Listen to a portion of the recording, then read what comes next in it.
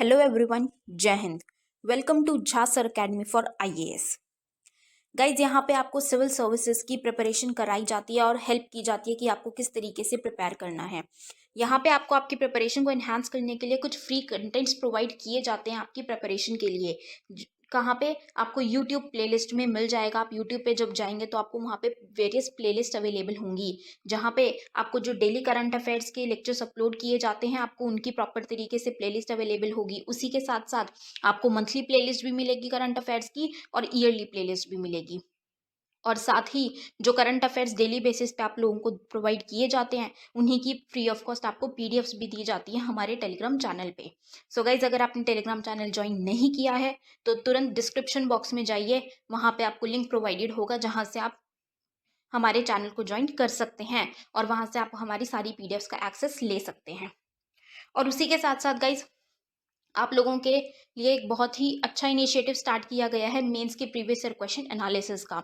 आपको आपके लिए डेली बेसिस पर एनालिसिस किया जाता है और उसकी आप लोगों को प्लेलिस्ट प्रोवाइडेड है हमारे यूट्यूब चैनल पे ही। अलग अलग पेपर में प्रोवाइडेड है आप लोगों के कन्वीनियंस के लिए, GS1, GS2, GS3 and GS4 की। उसी के साथ साथ आप लोगों के लिए जीएस के अलग अलग सब्जेक्ट्स की भी प्लेलिस्ट अवेलेबल है। इकोनॉमिक्स है, जैसे सीसैट की आप लोगों के पास प्लेलिस्ट होगी और हिस्ट्री की भी प्लेलिस्ट आपको मिल जाएगी जो कि बिल्कुल फ्री होगी, वो आपको यूट्यूब पे ही अवेलेबल होगी। और इन्हीं प्लेलिस्ट में साथ ही साथ नए नए कंटेंट्स भी रेगुलर बेसिस पे ऐड ऑन किए जाएंगे, जिसके लिए आप लोगों को झा सर अकेडमी को रेगुलरली फॉलो करना है और अपनी प्रिपरेशन को एनहांस करना है, राइट। और उसी के साथ साथ गाइज, कुछ पेड कोर्सेज भी हैं जो आप लोगों के लिए लाए गए हैं Jha sir academy for IAS के द्वारा, जो जिन पेड कोर्सेज को झा सर खुद पर्सनली मेंटोर करते हैं, खुद उसको रिलेट करते हैं। जैसे कि जीएस का प्री प्लस मेंस बैच है गाइस, बिल्कुल जीरो से तैयारी करवाई जा रही है। झा सर खुद तैयारी करवाते हैं, पर्सनल गाइडेंस आपको दी जाती है, प्रॉपर तरीके से आपको अटेंशन प्रोवाइड की जाती है और बिल्कुल बेसिक से आपको तैयारी करवाई जा रही है आपकी प्रिपरेशन को एनहांस करने के लिए, राइट। तो आप इन कोर्सेज को भी ज़रूर ज्वाइन कीजिए। जैसे कि एक मेंस का भी आंसर राइटिंग का टेस्ट सीरीज बैच चल रहा है और प्रीलिम्स का भी टेस्ट सीरीज कोर्स चल रहा है गाइज, जो आपको हमारी ऐप पे टेस्ट सीरीज प्रोवाइड की जाएंगी। 10,000 क्वेश्चंस की आपको प्रैक्टिस कराई जाएगी। वो 10,000 क्वेश्चंस आपको कहाँ पे अवेलेबल होंगे? Jha sir academy for IAS की वेबसाइट पे भी अवेलेबल है और हमारा एक ऐप भी है Jha sir academy for IAS. आप अगर डालेंगे तो प्ले स्टोर से आपको वो ऐप मिल जाएगी, आप उसको डाउनलोड कर सकते हैं। वहाँ पे आपको प्रीलिम्स की टेस्ट सीरीज का एक्सेस भी मिल जाएगा और उसी के साथ साथ इतनी बेहतरीन ऐप है कि आपको वहाँ पे स्टडी टूल्स भी अवेलेबल हैं कि आपकी जो स्टडी है आप उसको ट्रैक कर सकते हैं कि आप कितना टाइम इफेक्टिवली स्टडी कर रहे हैं। तो इस ऐप को गाइज ज़रूर ज्वाइन कीजिएगा, डाउनलोड कीजिएगा और वेबसाइट भी अवेलेबल है। उस वेबसाइट पे भी आप जाके सब कुछ एक्सेस कर सकते हैं जो कि ऐप पे अवेलेबल है, right. So guys, Jha sir academy को रेगुलरली फॉलो करते रहिएगा।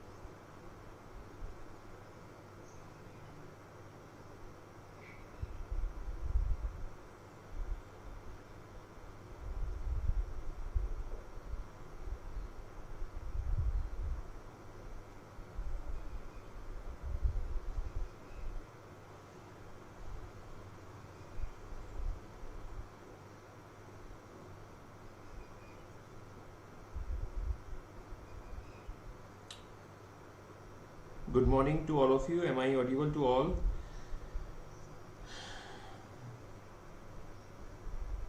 गुड मॉर्निंग, नमस्कार। आप सभी का फिर से स्वागत है आज के इस सेशन में। आज हम बात कर रहे हैं, आज कल हम जो बात कर रहे थे वो थे हमारे कर्नाटिक वॉर, और कर्नाटिक वॉर्स के बारे में हमने पहला वाला सेक्शन जो है वो कवर कर लिया था। जैसा आप लोगों को पता है कि पहला वाला जो सेक्शन था उसमें हमने देखा कि किस तरीके से दो पार्टीज लड़ रही हैं और वो दो पार्टीज कौन है। दो पार्टीज हमने देखा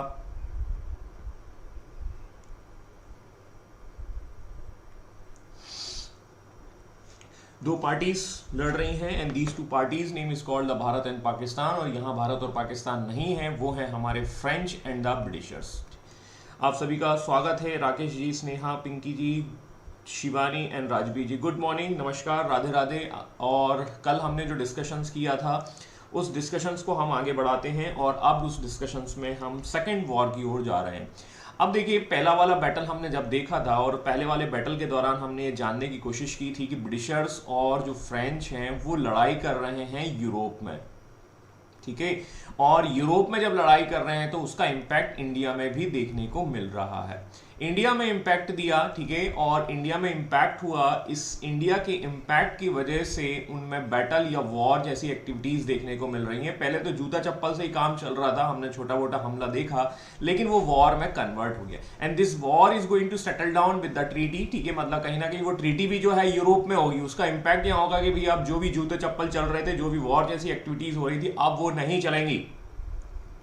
ये ब्रिटिश और फ्रेंच के बीच में हो जाता है। तो थोड़े दिन के लिए तो शांति हो जाती है, लेकिन क्या ये हमेशा के लिए संभव हो पाएगा? जैसे भारत और पाकिस्तान की भी आप बात कर लें, इंडिया एंड पाकिस्तान, सीखे कभी जो है वो आपका सीरीज बन जाता है, दैट मीन्स सीखे क्रिकेट मैच का सीरीज चल रहा होता है, कभी जो है इन दोनों के बीच में दोस्ती हो जाती है, कभी लड़ाई झगड़ा, कभी ये बहुत सारी चीजें यहाँ चलती रहती है, लेकिन रिजोल्यूशन या उसका जो हल है वो नहीं निकल पाता। वैसे ही कुछ यहाँ भी आपको देखने को मिलेगा। पहली बात तो ये क्लियर हो गई, ठीक है।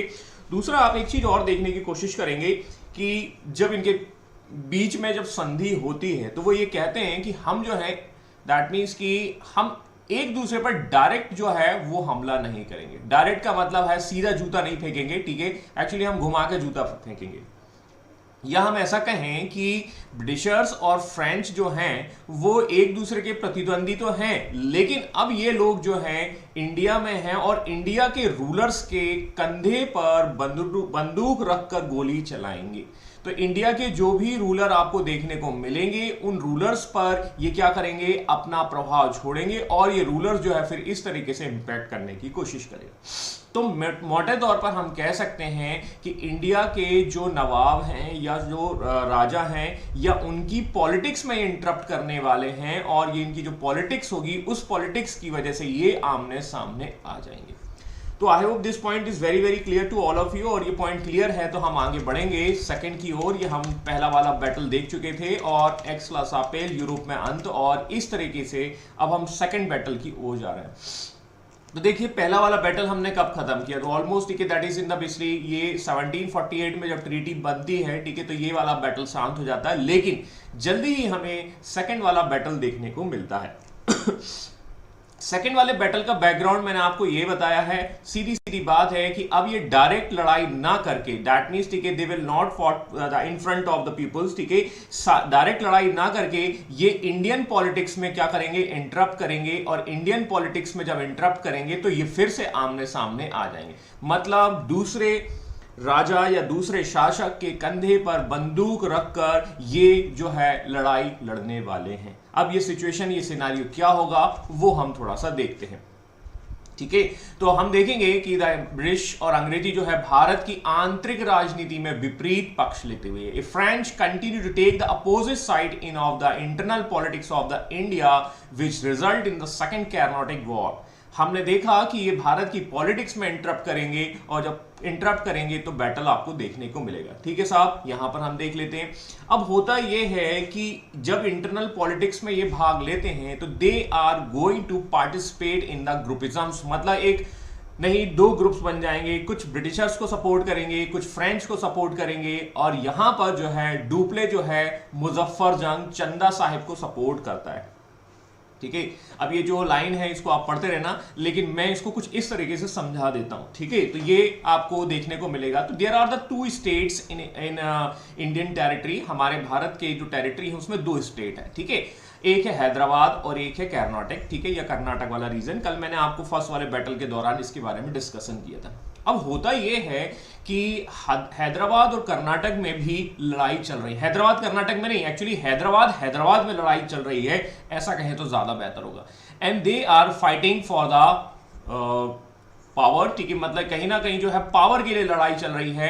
नासिर जंग जो है मुजफ्फर जंग के साथ लड़ाई कर रहा है, अनवरुद्दीन जो है वो चंदा साहिब के साथ लड़ाई कर रहा है। किस लिए कर रहा है? सत्ता के लिए, पावर के लिए।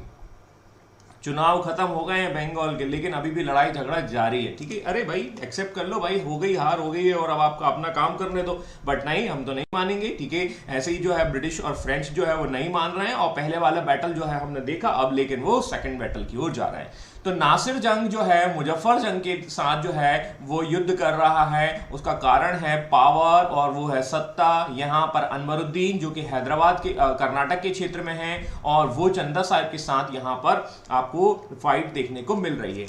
और इनको सपोर्ट कौन कर रहे हैं? ये फ्लैग आपको दिखाई दे रहे हैं, and these flag is nothing but, एक तरफ होंगे ब्रिटिशर्स, एक तरफ होंगे फ्रेंच। तो फ्रेंच जो हैं वो कहीं ना कहीं अपना एक ग्रुप बना लेते हैं, उसमें रख लेते हैं मुजफ्फर जंग जो कि बिलोंग करते हैं हैदराबाद से, चंदा साहिब जो कि आपके कर्नाटक से बिलोंग करते हैं उनको अपने साथ रख लेते हैं, ब्रिटिशर्स जो हैं वो नासिर जंग को अपने साथ रख लेते हैं, और अनवरुद्दीन जो कि कर्नाटक के होते हैं उनको अपने साथ रख सकते हैं। अब आपको ये पॉइंट क्लियर हो चुका होगा जो मैंने पिछला स्लाइड में आपको बताया। तो ये ग्रुपिज्म तैयार हो चुका है, इसको थोड़ा सा ध्यान में रखिएगा, जब हम आगे वाली कहानी को देखेंगे तो हम इसका उपयोग करेंगे। करेक्ट है? तो ब्रिटिशर्स हैं, नासिर है और आपके अनवरुद्दीन है, ये एक ग्रुप में है, ठीक है। चलिए आगे देखते हैं। तो सेकंड कर्नाटिक वॉर जो है 1749 से 1754 के बीच में चलने वाला है। ओके साहब, ठीक है।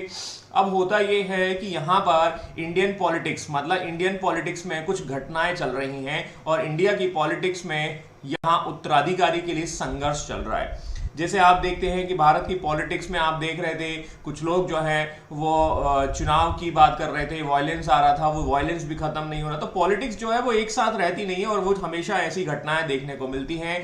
The war of successor in Hyderabad and Karnataka, that was the reasons of the second Anglo Karnataka war, ठीक है। तो दूसरा जो युद्ध शुरू हो रहा है उसका कारण है हैदराबाद और कर्नाटक में उत्तराधिकारी के लिए संघर्ष। वो जो पीछे अभी मैंने आपको बताया उनके बीच में ये लड़ाई चल रही है, और इस बीच में लड़ाई में जो है फ्रेंच और ब्रिटिशर्स आ जाएंगे। चलते हैं, उनका स्वागत करते हैं, और यहां पर इसके फलस्वरूप एक युद्ध होता है जिसे बैटल ऑफ अंबुर के नाम से जाना जाता है। तो वी कैन से दैट कि हमने पिछले वाले बैटल में देखा था battle of Adyar, but now we are discussing the battle of Ambur, and this battle was the joint या allied force of the Dupleix. याद करिए, Dupleix was that is the French, है ना, ये हमने अभी देखा था। फ्रेंच जो गवर्नर है वो अभी भी तक हैं, और चंदा साहेब और मुजफ्फर जंग, जस्ट रिमेंबर अभी मैंने आपको स्लाइड में पीछे बताया था, और अनवरुद्दीन जो है वो इनके विरुद्ध होता है। तो there is a allied force, एक जो है आपकी अलाइड फोर्स जो है वो क्या करती है, अनवरुद्दीन पर हमला कर देती है, और इस हमला या इस युद्ध को बैटल ऑफ अंबुर के नाम से जाना जाता है। अब अनवरुद्दीन को सपोर्ट कौन करेगा? ब्रिटिशर्स करेंगे। तो कहीं ना कहीं आप देख रहे हैं कि अब ब्रिटिशर्स हैं नहीं, लेकिन इसमें इनडायरेक्टली वो जो है वो इसमें शामिल हैं, और नवाब अनवरुद्दीन की इसमें हार जाती है। मोटे तौर पर आप कह सकते हैं कि ये ब्रिटिशर्स की टीम का हिस्सा था, और ब्रिटिशर्स की टीम जो है यहाँ पर हार जाती है। अब होता यह है कि जो चंदा साहिब जो है इस युद्ध के फलस्वरूप हम देखेंगे कर्नाटक का जो नवाब है वो चंदा साहिब बन जाता है। देखिए मैंने आपको ये बताया था, पीछे आप देखिए, थोड़ा सा यहाँ पर जाने की कोशिश करिए कि ये सिचुएशन है। अब आप थोड़ा यहां से देख लीजिए कि यहां पर मैंने आपको बताया कि ब्रिटिशर्स की टीम ये है ना, और ये जो है ये पूरा एक कंबाइंड एक अपना एलाइड फोर्स बना लेते हैं, और ये जो है ये जो है अपना एक एलाइड फोर्सेस बना लेते हैं, एक अपना ज्वाइंट आर्मी बना लेते हैं, और इनकी तीनों की आर्मी मिलकर जो है अनवरुद्दीन को हरा देती है। और बैटल ऑफ अंबुर यही है, बैटल ऑफ अंबुर में ये कहानी आपको देखने को मिलती है, और इस तरीके से हम देखते हैं कि कहीं ना कहीं जो सिचुएशंस हैं वो आपको देखने को मिलेंगी। करेक्ट है? तो ये वाला जो अनवरुद्दीन की हार हो जाती है, और चंदा साहिब जो है कर्नाटक के नवाब बन जाते हैं, और कर्नाटक के नवाब बन जाते हैं।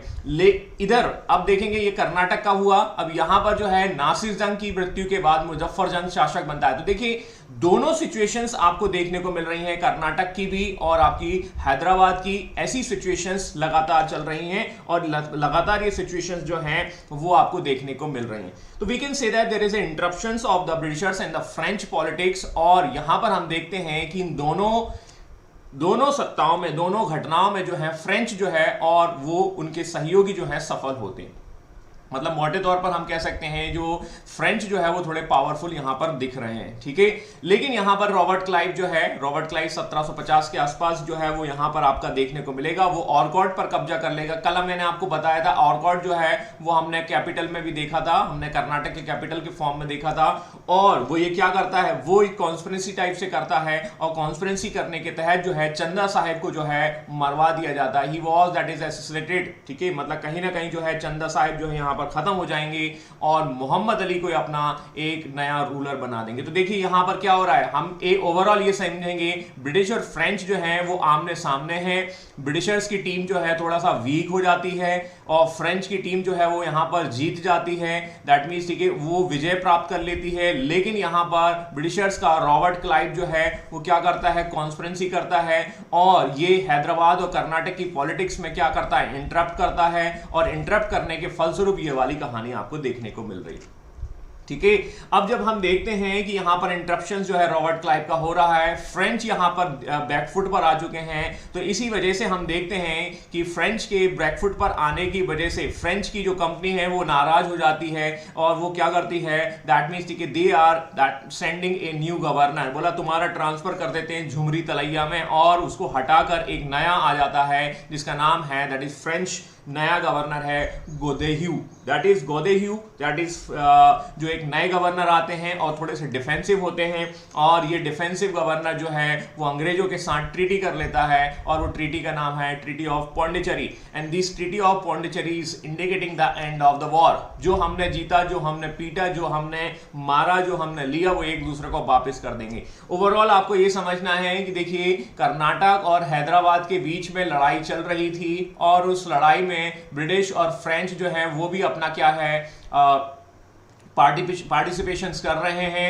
ओवरऑल बाद में जाके इन दोनों के बीच में भी एक ट्रीटी हो जाती है कि हम जो है एक दूसरे के क्षेत्र जो है वो वापस कर देंगे। मोटे तौर पर हम इस वॉर को अंत कर देते हैं। That is the end of the second war, that was the Anglo French war और इसे ही हमने कर्नाटक का युद्ध का नाम दिया। अब देखो फिर वही चीज है, ठीक है, कुछ समय तक के लिए तो शांति बन जाएगी लेकिन ये शांति जो है अशांति में कन्वर्ट हो जाएगी। 1758 का समय होता है, फिर से इंडिया और पाकिस्तान के बीच में सीजफायर का उल्लंघन हो जाता है। वी कैन से दैट कि हम यहाँ देखेंगे कि फिर से जो है इनके बीच में लड़ाई शुरू हो जाती है और ये यूरोप की पॉलिटिक्स का हिस्सा है और यूरोप में एक वॉर शुरू हो जाता है। And this war known as 7 year war, 7 साल का इसे युद्ध कहा जाता है। और ये यूरोप का वॉर जो है शुरू होगा और लगभग ये 7 साल का वॉर जब शुरू होता है तो इसका प्रभाव इंडिया में भी देखने को मिलेगा। मतलब ब्रिटिश और फ्रेंच जो है आपस में जो है यहां भी लड़ना शुरू कर देंगे।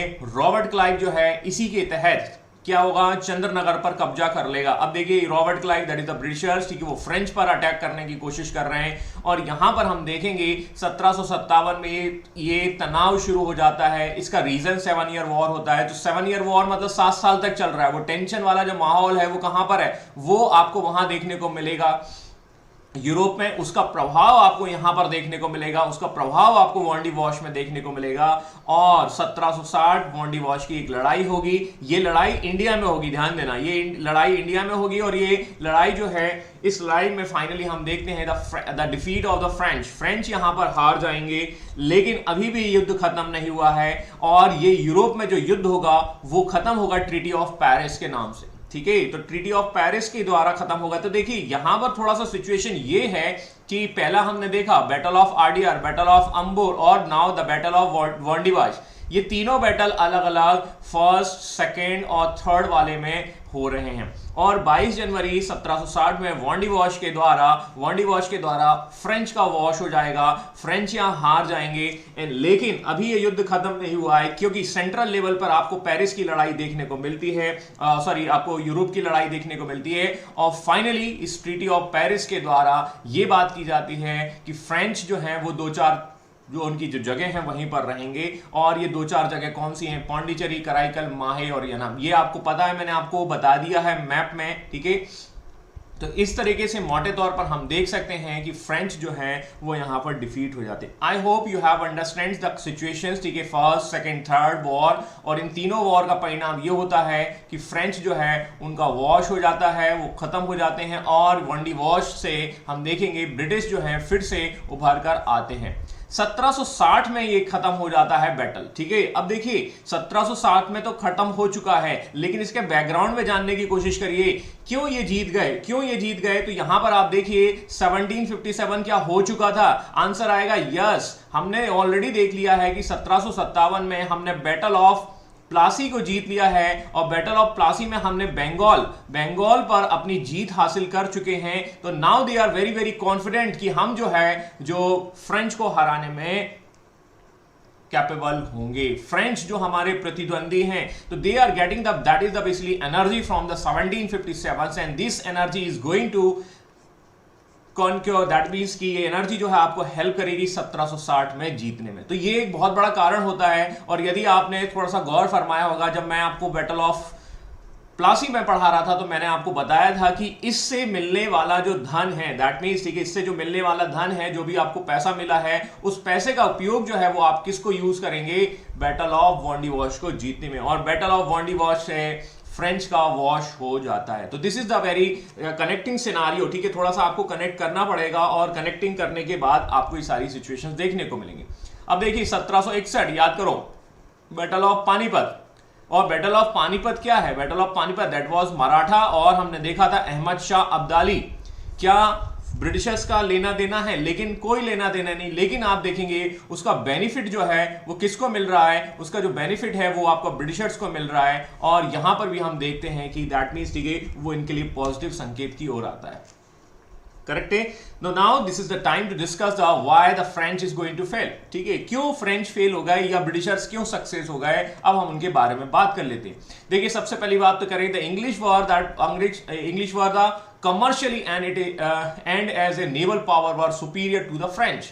अंग्रेज जो हैं वो बहुत ज्यादा स्ट्रांग हैं। किन मुद्दों पर स्ट्रांग जो हैं, वो दो मुद्दों पर हैं। एक तो उनके पास नेवी है, और वो व्यावसायिक रूप से भी स्ट्रांग है, ठीक है। व्यावसायिक रूप से, जो कमर्शियल रूप से वो स्ट्रांग है। क्यों है नेवी, देखिए नौसेना सबसे अच्छी जो थी उस जमाने में वो अंग्रेजों के पास ही थी, और वो अपने जो सेना है उसी के बलबूते पर वो विश्व का 25% कैप्चर कर पाए हैं। छोटा सा इट्टू सा देश है, आप देख लीजिए कि 25% भाग विश्व का बहुत बड़ा क्षेत्र होता है, और ब्रिटिशर्स जो अपनी नेवी के दम पर ही जो है वो ऐसा कर पाए। गॉट इट माई पॉइंट्स, ठीक है।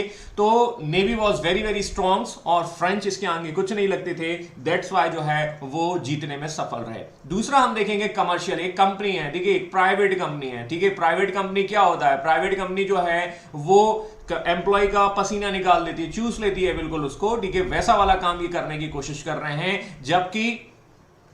जबकि फ्रेंच कंपनी क्या है, एक सरकारी कंपनी है ना। सरकारी कंपनी मतलब बीएसएनएल, मतलब एक ही लाइन में कहूं तो एयरटेल और बीएसएनएल की बात हो रही है, ठीक है। हमारे एक मित्र हैं वो बीएसएनएल में जॉब करते हैं, और बीएसएनएल में जॉब करते हैं तो वो ये कहते हैं कि हम जो है he is posted in the Gwalior, ठीक है, ग्वालियर में है। और ग्वालियर में एक आपने बाड़ा करके जगह होगी, that is the very very famous place related to the Scindia dynasty, है ना वो आपका। और वो बाड़ा की जो जगह है वहां पर दिन में साइट को डाउन करके क्या कर लेते हैं, बीएसएनएल का काम कर लेते हैं। मतलब जो नेटवर्क है इतना, दैट मीन्स इंपॉर्टेंट प्लेस पर नेटवर्क को बंद करके वो काम कर सकते हैं, ऐसा है बीएसएनएल की कहानी, ठीक है। क्या एयरटेल में हो सकता है, नो। एक मेरे मित्र एयरटेल में भी हैं, और वो कहते हैं कि नहीं, हमें 11 से हम मतलब मोटे तौर पर हमें 12 से 2 का टाइम दिया जाता है कि हमें अपना काम इसी समय निपटाना होता है रात में। वो बात अलग है, रात में भी बहुत सारा ट्रैफिक होता है 12 से 2 में, आप लोग समझ चुके होंगे, ठीक है। तो वी कैन से दैट कि there is a different types of the scenario that is using in the private and the government company। Sir I know Wada, yes you are very good, ठीक है, आप बिल्कुल सही कह रहे हैं। विक्टोरिया मार्केट जिसको कहा जाता है बुक्स के लिए काफी फेमस है, और ये वहां से आप समझ सकते हैं। छोले भटूरे भी आपने खाए होंगे, ठीक है, मैंने भी खाए थे, बहुत बढ़िया जगह है, ठीक है।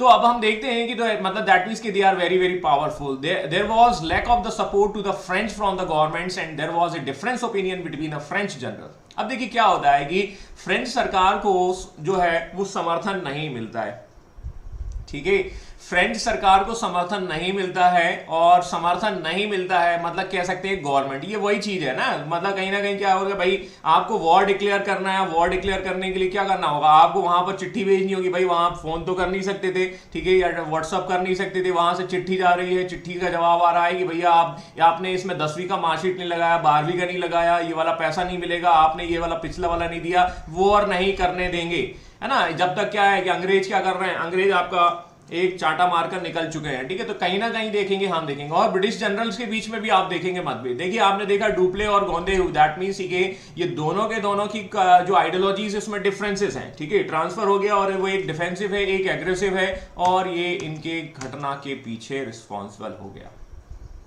French had supports in the Deccans, but the English had a strong base in the Bengal. अब देखिए वंडीवॉश मोटे तौर पर आप देख लीजिए कि कहीं ना कहीं आपको सिचुएशन आपको देखने को मिलेगी, जब आप थोड़ा सा मैप की ओर देखते हैं, हमने पहले वाले बैटल के दौरान देखा था, फ्रेंच जो हैं वो थोड़ा बहुत डेक्कन वाले एरिया में, यहाँ माहे हमने कल देखा था, जो उनकी जो थोड़ी बहुत बस्ती है वहीं पर ये थोड़े बहुत आपके स्ट्रांग है, ठीक है। लेकिन अभी तक पहुंचते पहुंचते तक अंग्रेज जो हैं वो पावरफुल हो चुके हैं। पावरफुल कैसे हो चुके हैं, याद करो, मैंने आपको अभी अभी बताया 1757 हम जीत चुके हैं, यस 1700 हम 61, मतलब अभी देखो हुआ नहीं है, 1760 मतलब मोटे तौर पर देखिए ये वॉन्डीवॉश होगा, लेकिन इसी से आप कनेक्ट करके देख लीजिए 1757 तक आते आते तक ब्रिटिशर्स जो हैं वो कंट्रोल में हो चुके हैं, या वो पावरफुल हो चुके हैं। याद करो अलीनगर की संधि, अलीनगर की संधि याद है, अलीनगर की संधि हमने देखी थी, बंगाल में हमने की थी, और बंगाल में हमने अलीनगर की संधि से हमने ये परमिशन ले ली थी कि हम क्वाइंस जो हैं वो कहीं ना कहीं क्या है बना सकते हैं अपने मिंट में, और वो मिंट कहाँ है, बंगाल में। मतलब अब हमें अलग से पैसा लाने की जरूरत नहीं है इंग्लैंड से, और हम इतने मजबूत हो चुके हैं, हम अपने इतने स्ट्रांग हो चुके हैं, और ये स्ट्रांग पोजीशंस इंडिकेट करती है बंगाल में, और इसी स्ट्रांग पोजीशंस की वजह से ही हम देखते हैं कि जो ब्रिटिशर्स हैं वो एक मजबूत बेस पर हैं, उनकी पोजीशन स्ट्रांग है, और पोजीशन स्ट्रांग है तो ये देखो कहीं ना कहीं हम देखते हैं कि वो ब्रिटिशर्स जीत जाएंगे, ठीक है, करेक्ट है। तो ये है ब्रिटिशर्स के जीतने का कारण और इनके हारने का कारण। अंग्रेजों के पास 3 इंपॉर्टेंट पोर्ट हैं। ये 3 इंपॉर्टेंट पोर्ट्स कौन है, कैलकाटा, बॉम्बे एंड मद्रास। अभी मैं आपको इन तीनों के बनने की कहानी वो भी मैं डिस्कस करूंगा ब्रिटिशर्स के अंतर्गत।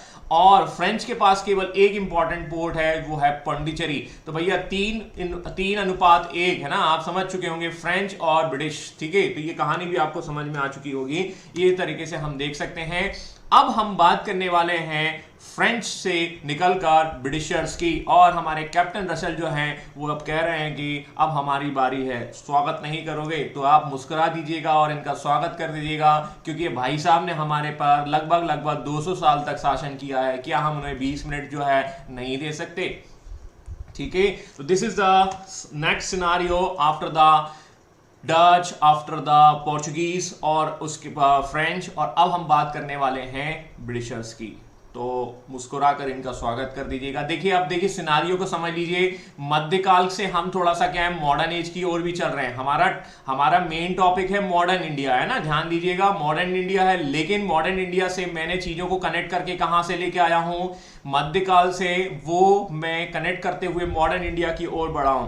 मॉडर्न इंडिया मध्यकाल में हमने मराठा को देखा कैसे उनका डेवलपमेंट हुआ, लेकिन मराठा को हम लेकर आए हैं 1818 तक की कहानी तक। गॉट इट माय पॉइंट्स, ठीक है। और ये आपका मॉडर्न इंडिया हमने यहां कवर कर लिया। सिमिलरली मैंने यहां पर फ्रेंच की कहानी को खत्म कर दिया है। फ्रेंच जो हमने देखा 1664 में आते हैं, और ये 1700 हम 60 तक की कहानी हम देख चुके हैं। मोटे तौर पर वंडी वॉशी ले लीजिए, 63 या 63 मान लीजिए, कोई दिक्कत नहीं, ठीक है। तो हमने एक लंबा सीक्वेंस यहां खत्म कर दिया। अब फ्रेंच हमें दोबारा नहीं मिलेंगे, हम फ्रेंच की बात नहीं करेंगे। तो मैंने वहीं के वहीं सारे के सारे वॉर, वो सारे सिचुएशंस खत्म कर दिए हैं। आप डिटेल में मैंने एक पीडीएफ भी भेजा है, आप उस पीडीएफ को और देख सकते हैं, ठीक है। उसमें और डिटेल्स में दिया है, मैंने यहाँ फ्लो चार्ट्स में आपको समझा दिया है। गॉट इट माय पॉइंट्स, ठीक है। तो इस तरीके से हमारा ये सीक्वेंस जो है, मैं जैसे ही आपकी बात कर रहे हैं तो हम उसको ले लेंगे। अब हम बात इस ब्रिटिशर्स की करने वाले हैं। तो हमारे जो ब्रिटिशर्स हैं वो कहीं ना कहीं स्ट्रांग हैं, और उन्होंने ना केवल डच को हराया, ना केवल पोर्चुगीज को हराया, ना केवल फ्रेंच को हराया। देखिए, पोर्चुगीज को बैटल ऑफ स्वाली में हराया, डच को बैटल ऑफ बेदरा में हराया और फ्रेंच को अभी हमने 3 कर्नाटिक वॉर्स देखे। अब हम देख रहे हैं कि the Britishers are very very strong. उनका इनिशियल फर्स्ट फेज हम देखने वाले हैं। फर्स्ट फेज का मतलब है how they are going to settle down in India. वो किस तरीके से आपके पास आते हैं और ये कहते हैं कि ये सिम ले लो। सिम मतलब ये फ्री वाला सिम ले लो। दैट मीन्स ठीक है, they are coming as a traders, ठीक है, but they are going to convert in the rulers, ठीक है, द इंग्लिश। अब अंग्रेज आने वाले हैं, ये उनका फ्लैग वगैरह होता है, ये तो आपको पता है, ऐसे ही आपको देखेंगे। द यूरोपियंस कंपनी हमारा मेन टॉपिक है and the advent of Europeans company के अंतर्गत अब हम अंग्रेजों की बात करने वाले हैं। स्वागत नहीं करोगे?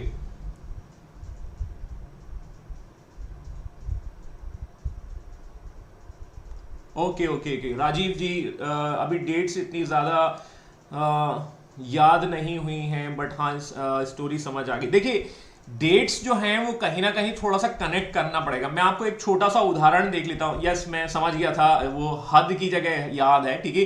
देखो, 1757, 1757, 1760, एक में टाइमलाइन, मतलब एक टाइमलाइन को हम थोड़ा सा आखिरी में डिस्कस कर सकते हैं और आखिरी में आप देखेंगे जब देखिए सारी स्टोरीज कंप्लीट हो जाएंगी। अभी तो हम एक चैप्टर वाइज चल रहे हैं। देखिए, मराठा, ठीक है, हमने मुगल्स को देखा, पोस्ट मुगल्स, अब हम देख रहे हैं वॉर्स को देख रहे हैं। तो देखिए, बैटल ऑफ प्लासी, ये थोड़ा सा आप काम कर लें तो ये आपके लिए बहुत अच्छा रहेगा, ठीक है, क्योंकि ये मैं बता सकता हूं, क्योंकि आपको याद रखना है, क्योंकि मुझे याद है लेकिन आपको याद रखना है। तो आप बैटल ऑफ बक्सर, ठीक है, अब आपको ध्यान में आ जाना चाहिए, अच्छा ये इसके बीच में लड़ा गया था, यहाँ ब्रिटिशर्स थे, अच्छा यहाँ बंगाल था, ओके ठीक है, किसने किसको मारा, ये थोड़ा था बैकग्राउंड में। 1760, अच्छा वॉन्डी वॉश, ठीक है, दैट इज वॉन्डी वॉश से किसी का वॉश हुआ था, अच्छा फ्रेंच थे, ठीक है, ऐसा आप याद रख सकते हैं, ठीक है। 1761 बैटल ऑफ पानीपत। देखो, कनेक्शंस को आपको एक टाइमलाइन के फॉर्म में निकालना होगा और आप ईयर वाइज इसको करेंगे तो बहुत बेटर होगा। ये वाली लाइन जो है, ये वाला जो मैं आपको बता रहा हूं, ये सब आखिरी में आपको देखने को मिलेगा। सब हम इसको आखिरी में जोड़ देंगे जब ब्रिटिशर्स अंतिम में आएंगे। द इंग्लिश, हम आपकी बात करते हैं तो अंग्रेज जो है कब आते हैं, कैसे आते हैं, उसके बारे में हम बात करने वाले हैं। एक अंग्रेज व्यक्ति होता है, एक अंग्रेज व्यापारी होता है, मर्चेंट एडवेंचर, जिनका नाम है John Mildenhall. That is the person who was coming in India by the land routes. 1599 का समय है, 1599 का समय है, और ये जो है इंडिया में आने की कोशिश करते हैं। मर्चेंट एडवेंचर्स, ठीक है, ध्यान दीजिएगा। अब होता ये है कि हम देख चुके हैं 1498 में पोर्चुगीज इंडिया में आ चुके हैं। यस, बिल्कुल सही कह रहे हैं राजवीर जी, थैंक यू। और अभी हम थोड़ा उसको और समराइज वे में देख लेंगे, ठीक है। तो the English East India Company was formed a group of the merchant known as the merchant adventure in 59। अब क्या हुआ, 1498 में पोर्चुगीज तो आ चुके हैं, लोगों को पता चल चुका है कि भाई ट्रेडिंग्स या व्यापार के लिए हमारे पास एक ऑप्शन है, और इस व्यापार के पॉइंट ऑफ व्यू से ही एक लोगों का समूह बनाया जाता है, ग्रुप बनाया जाता है। और एक चीज और मैं आपको बता देता हूं कि देखिए, मतलब यदि कोर्स भी खत्म हो जाता है या कुछ वैसा हो जाता है तो आप कनेक्ट रहिए, ठीक है, मतलब कभी भी कोई भी क्वेरीज हो आप पूछ सकते हैं। ऐसा नहीं है कि हम मतलब कुछ समय के बाद नहीं मिलेंगे, मतलब या आपको कोई भी डाउट है, कोई भी जो प्रॉब्लम है, आप डायरेक्टली कनेक्ट कर सकते हैं, ठीक है। तो जो भी मैं आखिरी में बताऊंगा आपको, ठीक है, तो कनेक्शंस बने रहिए, ठीक है। ऐसा नहीं है कि हम मतलब हमारा रिलेशन यहीं तक रहा है, ठीक है, ये रिलेशन आगे कंटिन्यू होना चाहिए, मैं ऐसा मानता हूं, ठीक है। तो कोई भी सिचुएशंस, कोई भी प्रॉब्लम्स है तो वो आगे हम कनेक्ट रहेंगे, ठीक है। कुछ लोग बोल रहे थे कि दिल्ली में मिलेंगे, तो वो भी रह गया है पेंडिंग, हम ऐसा करेंगे। तो ठीक है, बी इन टच, है ना, मैं ये कहूँगा ना जी, बिल्कुल। तो ये चीज़ें यहाँ ख़त्म नहीं होती, ठीक है। देखिए, आदमी का व्यवहार या रिलेशंस जो है वो लॉन्ग टाइम होने चाहिए, मेरा मानना है, ठीक है। तो आप भी थोड़ा बहुत याद रखिए, ठीक है, मैं ये कहूँगा। चलिए, तो यहाँ पर एक ग्रुप्स बनाया जाता है, उस ग्रुप का उद्देश्य जो होता है वो ट्रेडिंग्स करना होता है, और इस ग्रुप को हम मर्चेंट एडवेंचर्स के नाम से जान सकते हैं। 1599 का समय है। अब होता ये है, अब ये होता है कि ये एडवेंचर ग्रुप तो बन चुका होता है। अब यहां पर हम देखते हैं कि एक company, that means the company was granted by an English royal charter by the Elizabeth first on the 31 दिसंबर। 31 दिसंबर की रात जब हम देखते हैं कि लोग जो हैं जो लोग हैं शवाब में डूबे होते हैं, उसी समय पर जो है एलिजाबेथ एक चार्टर दे देती है कि जैक मर्चेंट एडवेंचर, तू भी जरा जो है एक ड्रिंक ले ले और इससे द्वारा जो है कहीं ना कहीं जो है अपना व्यापार कर ले। वी कैन से दैट कि इनको एक परमिशन मिल जाती है कि एक ड्रिंक आप भी ले लीजिए। मतलब हम ऐसा कह सकते हैं the charter means that is kind of the permission दे दी जाती है कि आप जो है व्यापार करने ईस्ट इंडिया, दैट मीन्स ठीक है कहीं ना कहीं कह सकते हैं पूर्वी भारत की ओर जा सकते हैं, और इस तरीके से कंपनी जो है स्टेबलाइज हो रही है। ऑलराइट, ठीक है। अब यहां हम देखते हैं द फर्स्ट कंपनी जो है वो अपनी यात्रा शुरू करती है क्योंकि उसे व्यापार करना है और ईस्ट डायरेक्शन में पहुंच जाती है। क्योंकि देखिए यहां वेस्ट में कौन है, वेस्ट में हम देखेंगे यूरोप है ना, और यूरोप का हम ब्रिटेन मान लेते हैं, ठीक है। और यहां से ये लोग जो हैं वो अपने ईस्ट डायरेक्शन की ओर जा रहे हैं। ईस्ट मतलब इंडिया की ओर या इंडियन सब कॉन्टिनेंट्स की ओर, और पहली यात्रा ये जावा की तरफ करते हैं, सुमात्रा की ओर करते हैं। एंड फाइनली दैट मींस कि इनका रुख जो है मसूलीपट्टनम या आंध्र प्रदेश की ओर होता है। समय है 1604 के आसपास का समय, करेक्ट है ये। कि आप थोड़ा सा ऐसे समझ लीजिए इंडोनेशिया, ठीक है, इंडोनेशिया से ये इंडिया की ओर आते हैं, और इंडिया की ओर आएंगे तो इंडिया के ईस्टर्न वाले कोस्टल एरिया की ओर जाएंगे, और ईस्ट वाले coastal area that is Andhra Pradesh, और वहीं पर आपको मसूलीपट्टनम या मछलीपट्टनम देखने को मिलता है, ठीक है।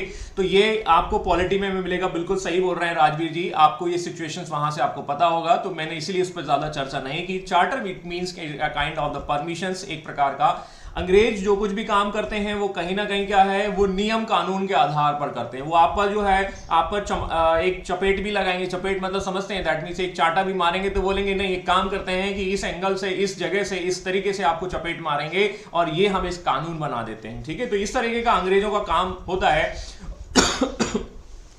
अब अंग्रेज जब है वो यहां पर आ तो चुके हैं, ठीक है, दैट मींस ठीक है, and they are that means ठीक है, उन्हें क्या करना है, व्यापार करना है, क्योंकि वो व्यापार के उद्देश्य से आए थे, व्यापारी बनकर आए थे, ठीक है। और व्यापारी बनकर जब आएंगे तो उन्हें कहीं ना कहीं एक फैक्ट्री की जरूरत होगी, और फैक्ट्री हमारी क्या है, वो फैक्ट्री हमारा एक गोडाउन है, ठीक है। दैट मींस जो कुछ भी गुड्स जो हैं उन्हें हमें कहीं ना कहीं एक्सपोर्ट और इंपोर्ट करना होगा, वहां से लेकर जाना होगा, ऐसा सिनारियो हमें देखने को मिलेगा। और मैंने गोडाउन के बारे में आपको बता दिया है, गोडाउन मतलब वो एक प्रकार से कह सकते हैं वो गुड्स को रखने की जगह होती है। तो trading depot that is at the Surat 1608 में डिसाइडेड टू ओपन, 1608 के आसपास की समय हम देखते हैं कि सूरत में एक कंपनी जो है वो अपना डिपो बनाने की कोशिश करती है, ठीक है साहब। अब लेकिन क्या 1608 दैट इज द बेसिकली, इस समय आप देखेंगे कि यहां पर जो है डिपो खोलने की कोशिश की जाती है और यहां पर अनुमति ली जाएगी। अब देखिए बड़े ही प्यार मोहब्बत से ये आपके पास आते हैं और वो ये कहते हैं कि मुगल बादशाह यहां पर कौन होंगे इस समय, जहांगीर। 1605 में हम देखते हैं कि अकबर की डेथ हो चुकी है, और अकबर की डेथ के बाद हम देखते हैं जहांगीर आते हैं, ये हम ऑलरेडी देख चुके हैं। और जहांगीर के कोर्ट में एक व्यक्ति आता है जिसका नाम है the captain Hawkins the cooker वाला, है ना, वो एक आता था कुकर वाला, ठीक है, ऐसे याद रख सकते हैं। तो कुकर वाला दैट मींस जो है वो जहांगीर के पास आता है, जहांगीर के दरबार में आता है, and he was looking for a kind of the permission, बोले साहब हमें परमिशन दे दीजिए व्यापार खोलने की, हम एक डिपो खोलना चाहते हैं, हम जो है अपना व्यापार करना चाहते हैं।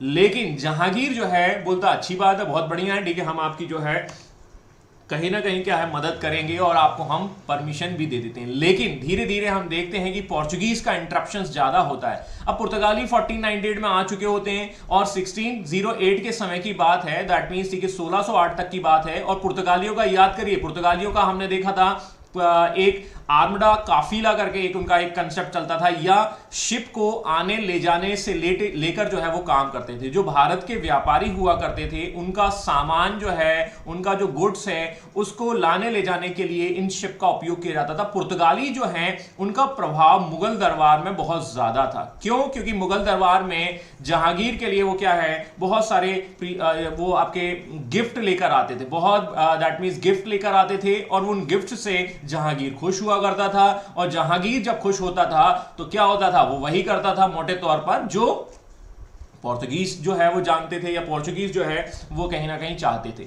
तो मोटे तौर पर वी कैन सी दैट कि जहांगीर पर पुर्तगालियों का प्रभाव ज्यादा है।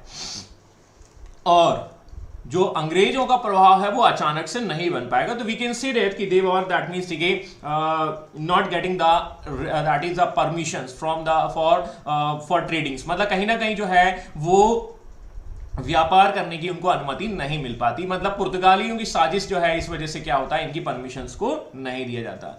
लेकिन यहां पर कैप्टन हॉकिंस बोलते हैं कि मैं पर्शियन लैंग्वेज बोल सकता हूं, दैट मीन्स फारसी भाषा बोल सकता हूं, I can speak Persian language. Captain Hawkins बोलते हैं जहांगीर से, और जहांगीर बोलते हैं कि आपने बहुत बहुत बढ़िया काम किया, वाह अंग्रेजी खान। दैट मीन्स ठीक है आप अंग्रेजी या कह सकते हैं ब्रिटिश होकर भी जो है अच्छी पर्शियन बोल देते हैं, और इसलिए हम आपको जो है वो एक उपाधि देते हैं, हम आपको देते हैं 400 का मनसब। दैट मीन्स, और मनसब याद है मैंने आपको मनसब बताया था, मनसब एक पोस्ट है, पद है, और ये 400 का मनसब जो है मतलब हम कह सकते हैं कि सिनारियो में या सिस्टम में निचले स्थान पर। जैसे मैंने आपको एक्सप्लेन किया था डीजीपी, और डीजीपी से सबसे नीचे कौन होता है, दैट मींस ठीक है हमने कांस्टेबल देखा था, या हेड कांस्टेबल बोल दीजिए।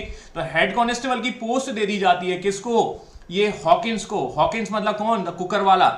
मोटे तौर पर ऐसे कह लीजिए, याद रखने के लिए पॉइंट ऑफ व्यू से, जैसे आप बोल रहे हैं कि सर डेट्स याद नहीं है, तो देखिए हॉकिंस में भी बड़ा कंफ्यूजन होता था और मुझे भी बड़ा कंफ्यूजन होता है, तो मैंने भी क्या किया, इस तरीके से बनाया हॉकिंस मतलब कुकर वाला। और जैसे ही जहांगीर देखता अच्छा कुकर वाला आया है, अरे कुकर वाले को हटाओ, दैट मीन्स ठीक है ये तो हमारा क्या है 400 का मनसब है, ये हमारा हेड कांस्टेबल है, ऐसा आप समझ लीजिए। ये कांस्टेबल है दैट मीन्स कुकर वाला, इनको कोई परमिशन नहीं दी जाएगी। कुकर वुकर वाले ये आते हैं मुगल दरबार में, दैट मीन्स ठीक है, तो इस तरीके से इनको परमिशन नहीं मिलती है। लेकिन फिर भी ही वॉज गेटिंग 400 मनसब, he can speak that means Persian language, और ये टाइटल भी दे दिया जाता है अंग्रेजी खान या इंग्लिश खान।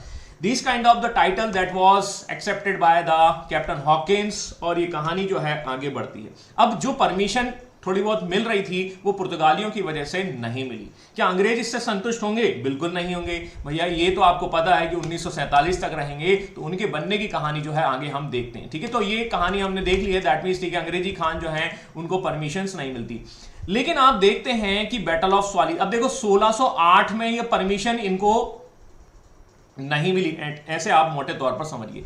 लेकिन 1608 में 4 साल जोड़ दीजिए और आप देखेंगे 1612 का समय, और 1612 का समय we already know that is the battle of Swally. मैंने आपको बैटल ऑफ स्वाली के बारे में बताया था थोड़ा सा, और battle of Swally that was a battle in between the Portuguese and the Britishers.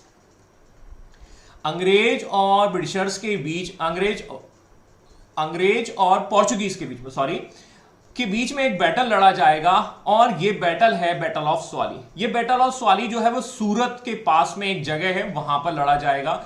और सूरत के पास में ये बैटल जो है वो एक नेवी या नेवल वॉर होगा। नेवल वॉर का मतलब है समुद्री युद्ध, ऐसा आप समझ लीजिए। अब समुद्री युद्ध में कौन श्रेष्ठ है, who is better, that is of Britishers. They are very great in this kind of the battles. ठीक है, और इस बैटल में पुर्तगाली जो हैं वो हार जाएंगे, उनकी हार हो जाएगी। और पुर्तगालियों की जब हार होगी तो जहांगीर से भी जो है वो पुर्तगालियों का भूत जो है थोड़ा सा हटेगा। इन सच कंडीशंस, इस व्यवस्था में, इस प्रक्रिया में होता यह है कि कहीं ना कहीं ब्रिटिशर्स जो है जीतेंगे और वो जहांगीर पर अपना प्रभाव छोड़ने में सफल हो जाएंगे। Got it my points, what kind of the scenario we are, that means कि हम देख रहे हैं 1612 में बैटल ऑफ स्वाली, एक गांव है सूरत के पास, और यहां पर हम देखते हैं कि पुर्तगालियों को कैप्टन वेस्ट ने हराया। दैट इज ऑब्वियसली, ये नाम याद रखना है तो रख सकते हैं, that is the British captain, है ना, ब्रिटिश कैप्टन है, और ये बेस्ट अपना बेस्ट देने की कोशिश कर रहे हैं। और एक नेवल अटैक में हम देखते हैं आपके पोर्चुगीज को हरा देते हैं। अब ये नौसैनिक हमला होता है, नौसैनिक बैटल होता है, और this battle that was the victory of the Britishers, और इस तरीके से वो अब यहां पर सेटल डाउन हो रहे हैं। और हमारे जो ब्रिटिशर्स हैं वो अब कह सकते हैं अब हम फैक्ट्री बना सकते हैं। Now they are getting the first success. ठीक है, अब वो कहीं ना कहीं जो है वो एक सक्सेस यहां पर हासिल करते हैं। द कैप्टन बस succeeded in getting royal Farman of the Jahangir, और इस तरीके से उन्हें एक फरमान मिल जाता है, और अब वो अंग्रेज ये कहते हैं कि अब हम जो है फैक्ट्री बना सकते हैं। 1612 के बाद, 1613 के बाद आप मोटे तौर पर देखने की कोशिश करिए। तो इस तरीके से हमारी शुरुआत हो चुकी है। सूरत में हमारी फैक्ट्री बनती है, हमारी कोठी या हमारा जो फैक्ट्री है वो बनता है। यहां पर नाम आता है टॉमस एल्डवर्थ।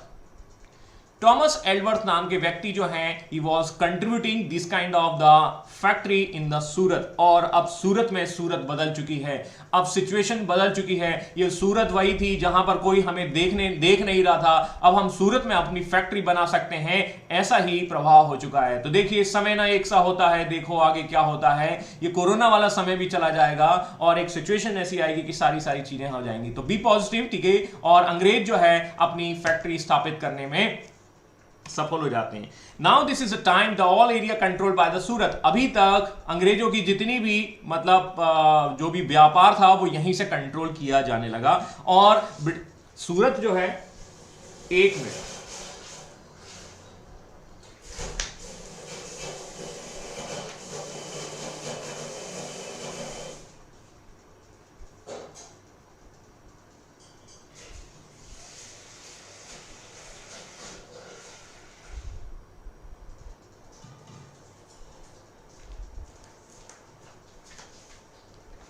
सॉरी,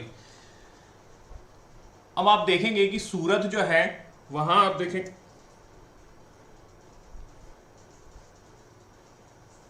सूरत जो है वहीं से सारी चीजों को कंट्रोल किया जा रहा है। अभी तक इनकी कोई हेडक्वार्टर नहीं है और ये हेडक्वार्टर जो है आगे चलकर कहां से कन्वर्ट हो जाएगी वो भी हम थोड़ा सा देखेंगे। तो सूरत जो है इस तरीके से हमने देख लिया। अब ये जो परमिशन मिली है या ये जो सिचुएशंस देखने को मिल रही है वो इतनी पर्याप्त नहीं है। मोटे तौर पर हम कह सकते हैं हमारी थोड़ी सी कहानी तो शुरू हो चुकी है, लेकिन इस कहानी को आगे बढ़ाने के लिए, थोड़ा सा मक्खन लगाने के लिए एक और अधिकारी पहुंच जाएंगे। अब हमारा कुकर वाला नहीं आएगा, अब हमारा कंपनी वाला नहीं आएगा, अब हमारा एम्बेसडर आएगा। और एम्बेसडर ऑफ कोर्स कुकर वाले से थोड़ा सा बड़ा होता है। 1615 में मुगल दरबार में एक व्यक्ति फिर पहुंचता है, नाम है थॉमस रो। और थॉमस रो जो है वो परमिशन मांगता है मुगल दरबार में कि साहब हमें थोड़ी सी और ज्यादा बड़ी परमिशन दे दीजिए। Okay, the ambassador sir Thomas Roe reach the Mughal courts and he was getting the permissions and he was succeed this time. पिछली बार हमने देखा था कि कुकर वाले को जो है भगा दिया गया था, लेकिन अब हम रिप्रेजेंटेटिव है, एम्बेसडर है, थोड़ा सा बड़ा होता है, ठीक है। और थॉमस रो जो है मुगल साम्राज्य के सभी हिस्सों में कारखाने की स्थापना के लिए एक परमिशन प्राप्त करने में सफल हो जाता है। And he was saying that, वाह मजा आ गया, इंपीरियल फरमान, अब हम जो हैं कहीं ना कहीं जो है ज्यादा फैक्ट्री खोल सकते हैं या हम अपना व्यापार बढ़ा सकते हैं। Now they are getting the permission from the Mughal courts. ये सिचुएशंस ऐसी बन रही है। अभी तक सूरत ही इनका हेडक्वार्टर, ये पॉइंट्स को यहां पर इग्नोर कर दीजिएगा। ऑल राइट, समझ में आया कि नहीं आया? अब आप देख रहे हैं कि अंग्रेज जो है धीरे धीरे जिनको जो है वो बूस्टअप हो रहे हैं and they are that means ठीक है वो अपने व्यापार के लिए आगे बढ़ रहे हैं।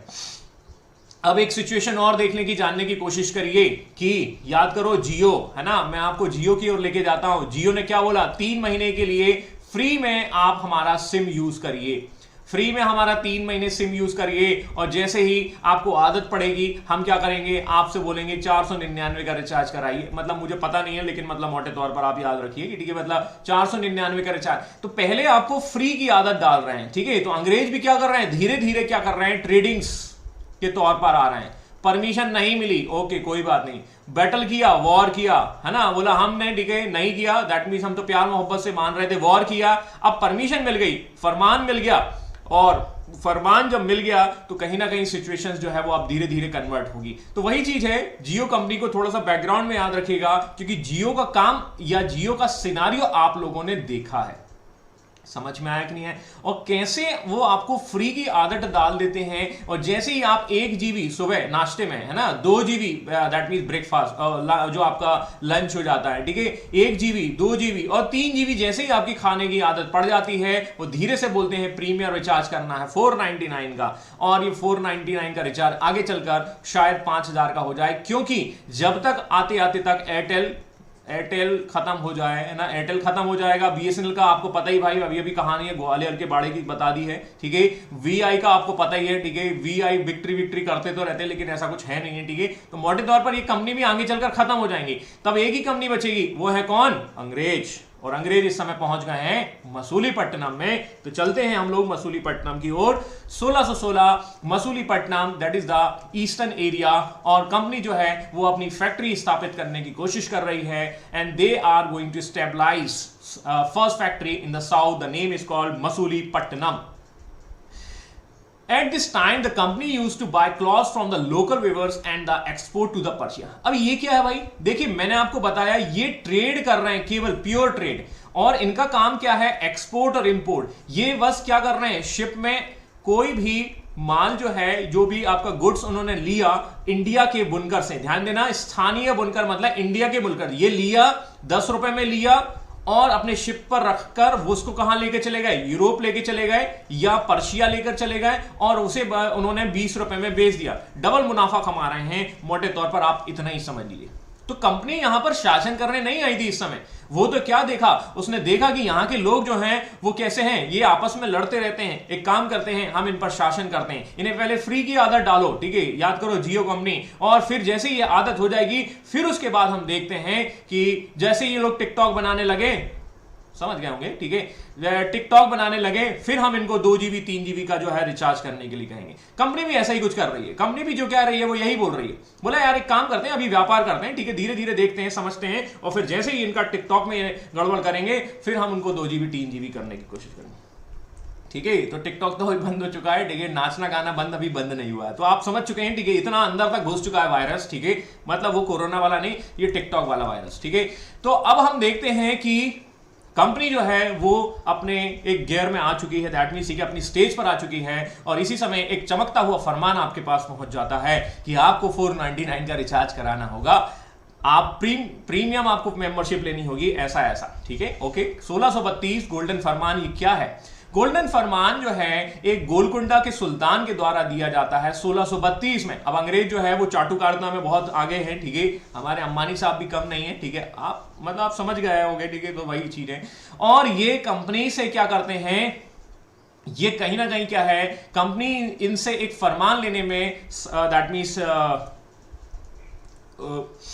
फरमान ले लेती है और कंपनी को अनुमति मिल जाती है, व्यापारिक अनुमति, और यहां पर इनको एक मोनोपोली मिल जाती है, क्या कि गोलकुंडा के जितने भी पोर्ट हैं, गोलकुंडा आप थोड़ा इधर से समझने की कोशिश करिए, जितने भी पोर्ट हैं उन पोर्ट पर मोनोपोली हो जाएगी, मतलब केवल और केवल कौन व्यापार करेगा? ब्रिटिश करेगा, जियो कंपनी ही करेगी। और वो इस तरीके से हम देखते हैं कि गोलकुंडा के बंदरगाह पर कंपनी का अधिकार हो जाता है। किसने बोला?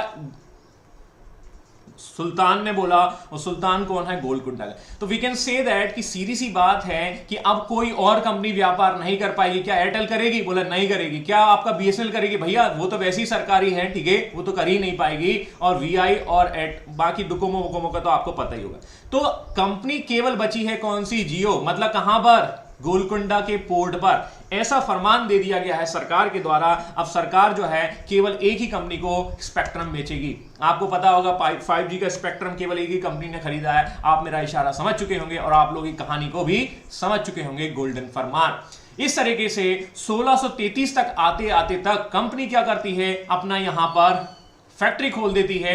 वो अभी हमने साउथ में खोला था, अब हम पूर्वी तरफ में खोल रहे हैं। और बालासोर हरिहरपुरा में अंग्रेज जो है कंपनी अपनी जो है फैक्ट्री यहां स्थापित करते हैं। इस तरीके से उनका एक सेंटर यहां खुल चुका है। ये है चमकता हुआ फरमान, दैट मीन्स गोल्डन फरमान, शाही फरमान ऐसा हम कह सकते हैं। अब चलते हैं मद्रास की ओर। मद्रास में अब हम जो है अपना हेडक्वार्टर बनाएंगे। और ये हेडक्वार्टर कैसे बनेगा? 1639 का समय है, 1639। देखिए मैं अभी आपको बाद में जो है 1639 इसको सब हम सिमराइज कर देंगे। 1639 में फ्रांसिस डे नाम का एक अंग्रेज अधिकारी होता है। वो क्या करता है? वहां के राजा, दैट मीन्स चंद्रगिरी के राजा से क्या करता है? एक जगह में ले लेता है, एक प्लेस ले लेता है, और उस प्लेस पर दैट मीन्स एक फोर्ट बना देता है। अब देखो धीरे धीरे, अभी तक हम वो क्या बना रहे थे? गोडाउन बना रहे थे, फैक्ट्री बना रहे थे, ठीक है। अब हमें अपनी सुरक्षा भी करनी होगी, और सुरक्षा कुछ ऐसी करनी होगी कि कोई हमारी फैक्ट्री में ना आए। तो एक काम करते हैं, एक फोर्ट बना देते हैं। फोर्ट का नाम क्या रखा जाए? फोर्ट का नाम रखा जाएगा भैया नरेंद्र मोदी स्टेडियम, मेरी बात समझ चुके होंगे, राजा के नाम पे रखेंगे और राजा है हमारा जॉर्ज। तो एक काम करते हैं, उस फोर्ट को हम सेंट जॉर्ज नाम दे देते हैं और जगह है मद्रास, और ये जगह आगे चलकर मद्रास के रूप में डेवलप होगी। This kind of the places that is developed by the Britishers and this place is called the Saint George. अब हमारी हेडक्वार्टर यहां बन चुकी है और पूर्व में जो भी हम सेक्शन देखेंगे, कोरोमंडल एरिया का हेडक्वार्टर 1641 तक जो है वो मद्रास बन जाता है। और आपको पता ही है कि मद्रास कुछ इस तरीके से आपको देखने को मिला। तो ईस्ट वाला जो सेक्शन है मोटे तौर पर Coromandel, this part is called that is handle by the Madras, और इस तरीके से मद्रास हमने ले लिया है। मद्रास बन चुका है, हमने देखा कि हमारा मसूलीपट्टनम में हेडक्वार्टर बन चुका है, कुछ परमिशन हमें मिल चुकी है, और ये 1639-41 का समय है। क्या हमारा 1757 हुआ? अभी नहीं हुआ, तो इंतजार करिए, बने रहिए, आगे बढ़ते हैं। और एक शादी का माहौल आ जाता है। जैसे ही अभी आप देख रहे हैं, ठीक है, जो चीज नहीं रुकी वो शादी नहीं रुकी। कोरोना में बहुत सारी शादियां हो चुकी हैं, ठीक है, तो यहां पर भी एक इंटरनेशनल मैरिज हो रही है। 1662 का समय है, 1662, और ये 1662 का समय जो है वो अंग्रेजों के लिए बहुत ही ज्यादा बेनिफिशियल होने वाला है। 1662, Charles second the English, the Britishers, अंग्रेज का एक राजा है या राजकुमार है, और उसकी शादी हो जाती है पुर्तगालियों से। अब देख लो, ये पुर्तगाली वही थे जो पिटे थे 1612 में, ठीक है, और ब्रिटिशर्स का एक राजा है, मतलब दैट मींस, ठीक है, हम देखेंगे कि राजा की शादी हो जाएगी वही ऑफ कोर्स, ठीक है, एक लड़की के साथ होगी, और लड़की या जो प्रिंसेस हैं वो हैं Catherine Braganza, that is belonging to the Portuguese. अब वहां भी आप प्रचलन होता है, ठीक है, आज की डेट में गाड़ियां दी जाती हैं, आज की डेट में गोल्ड दिया जाता है, गिफ्ट दिया जाता है। इन्होंने बोल दिया कि हम तुम्हें शादी में क्या दे देंगे? मुंबई दे देंगे भैया, लो बॉम्बे। और बॉम्बे आपको याद होगा वो पुर्तगालियों के हाथ में था, बोला एक काम करो, ठीक है, ये ब्रिटिशर्स को दे दो, बहुत बड़ी शादी है। तो बड़े बड़े लोगों की बड़ी बड़ी शादी हो रही है और बड़े बड़े गिफ्ट दिए जा रहे हैं, और ये बड़ा गिफ्ट क्या है? That is Bombay.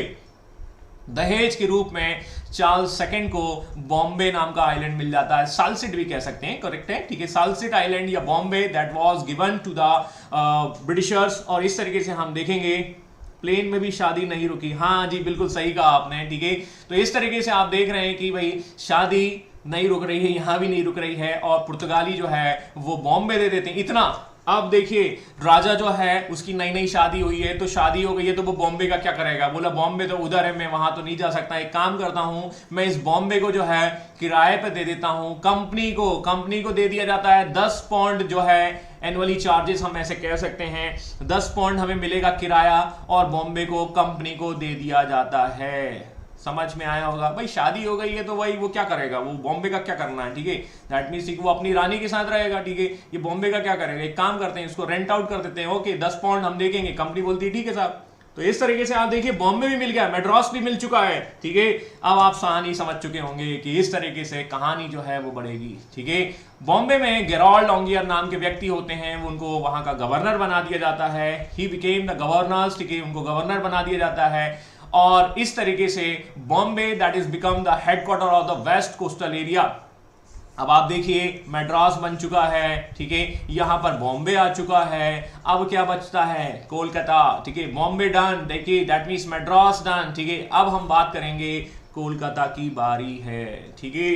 तो इस तरीके से ये सिचुएशंस जो है अंग्रेजों की क्रिएट हो रही है, और अंग्रेज जो है धीरे धीरे वो अपना कैंपेन आगे बढ़ा रहे हैं, और ये कैंपेन जो है आगे बढ़ेगी। इस कैंपेन को मैं अभी यहीं पर रोक रहा हूं क्योंकि कुछ एक इमरजेंसी आ गई है, तो इस कैंपेन को मैं कल कंटिन्यू करूंगा, क्योंकि कोलकाता की बारी अभी नहीं है, मतलब मैं इसको कल कंटिन्यू करूंगा, ठीक है। तो अब की बार कोलकाता की बारी, ठीक है, ऐसा ही सोचा था नरेंद्र मोदी साहब ने भी, लेकिन दैट मींस, ठीक है, ऐसा हो नहीं पाया, ठीक है। लेकिन यहां पर कैप्टन साहब जो हैं वो कहीं ना कहीं हमारे अंग्रेज साहब जो हैं वो एक मीठी सी मुस्कान के साथ ही कहते हैं कोलकाता की बारी। तो कल इस कोलकाता की बारी को हम डिस्कस करेंगे, और ये बहुत ही इंटरेस्टिंग होने वाला है। आगे चलकर हम इस चीज को कन्वर्ट करेंगे कहाँ की, इनकी इकोनॉमिक पॉलिसीज, क्योंकि इनकी इकोनॉमिक पॉलिसीज भी बहुत ही जबरदस्त हैं, ठीक है। म्यूचुअल फंड है ना, मतलब आप देखेंगे, थोड़ा सा आप समझेंगे, बहुत ही अच्छी इनकी पॉलिसीज हैं और वो किस तरीके से आते हैं, ठीक है। तो ये कहानी हम कल कंटिन्यू करेंगे, तब तक के लिए नमस्कार, good bye, take care, good day.